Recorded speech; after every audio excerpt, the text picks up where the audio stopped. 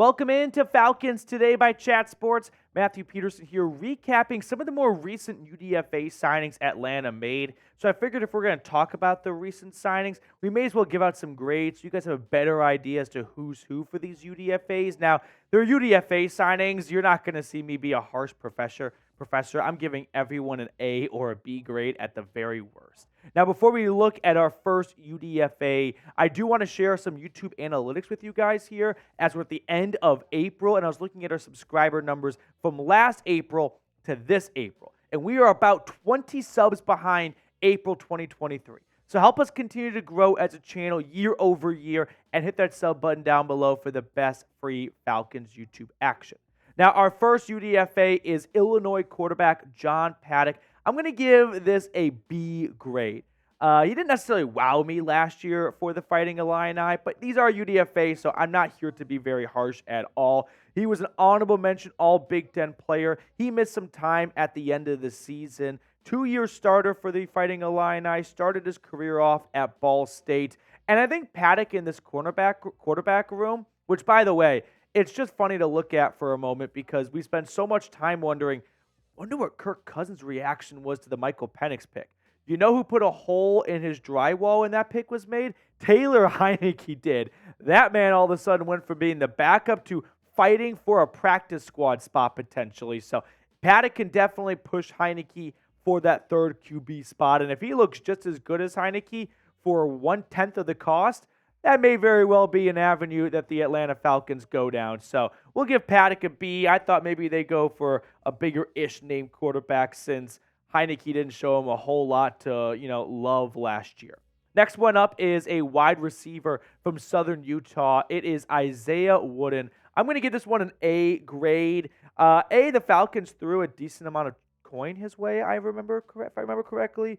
But he started his career off at Kent State, goes over to Southern Utah, puts up 20 touchdowns. So I think this could definitely be a name to keep an eye on because Atlanta did not really address wide receiver position in the draft until round 5 with Casey Washington. So the 5'7", 176-pound wideout who ran a really impressive 4.35 40-yard dash with that $100,000 guaranteed, which I know the NFL is a stupid amount of money, but man, I think the best job in sports is to be a fired college football head coach for the buyout, and the second best is to be a UDFA where, dude, imagine someone just gave you $100,000 guaranteed dollars to come and hang out in the summer, and if you don't make the roster, no big deal. So Isaiah Wooden, someone to keep an eye on. Next one up is another wide receiver from Rutgers. It is JaQuae Jackson. I'm going to give this one a B. Started his career off at JUCO in California.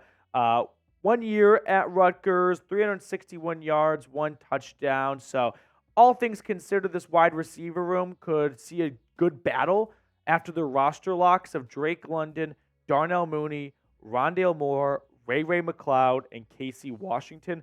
I think those guys are essentially locks to make the roster unless Washington or McLeod has a truly abysmal training camp, which seems unlikely. Kaderl Hodge and everyone else below him is competing for a 6th, maybe final wide receiver spot on this 53-man roster.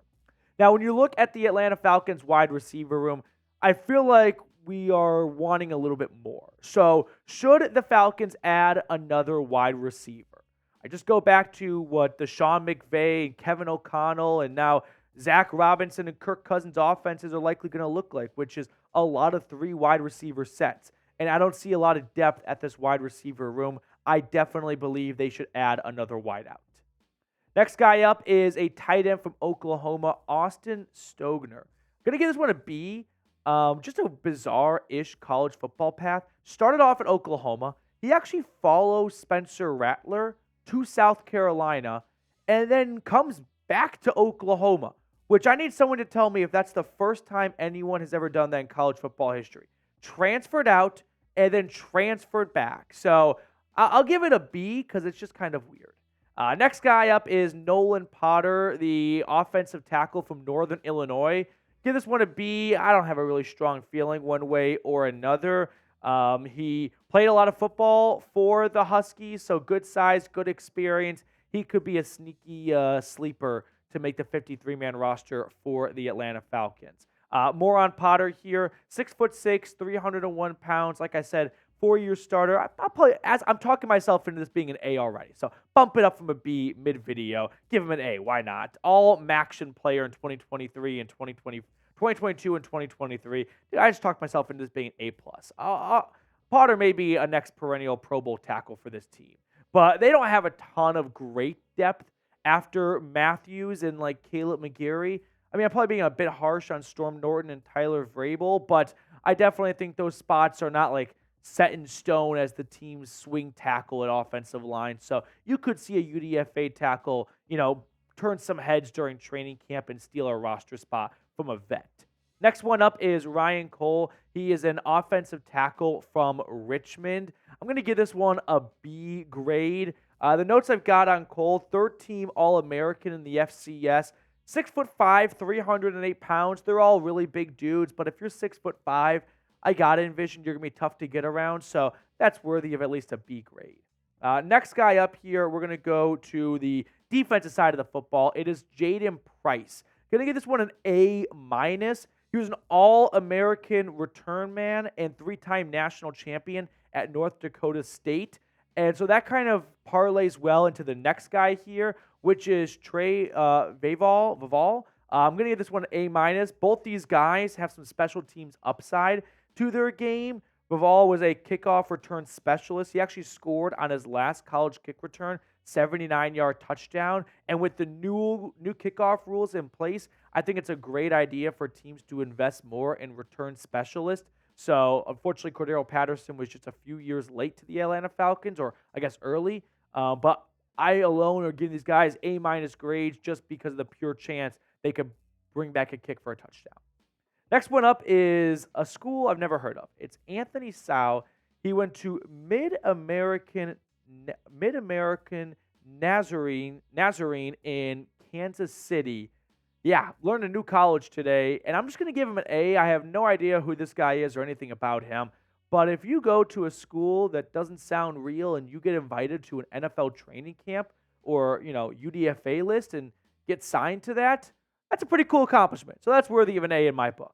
And then finally, you've got the Texas punter, Ryan Sanborn. I'll give it a B+. I don't know anything about Ryan Sanborn and whether or not he's a good or bad punter for the Texas Longhorns, but I feel like B+ is pretty fairly right in the middle, so that way I don't find myself looking dumb or stupid when inevitably UDFA grades are reviewed in 3 or 4 years for the Atlanta Falcons. He was the only Texas-eligible player not to be drafted, so kind of a fun nugget for you guys at home watching. But which UDFA will make the roster? Let me know in the comment section below which one you think has the best chance to make the roster.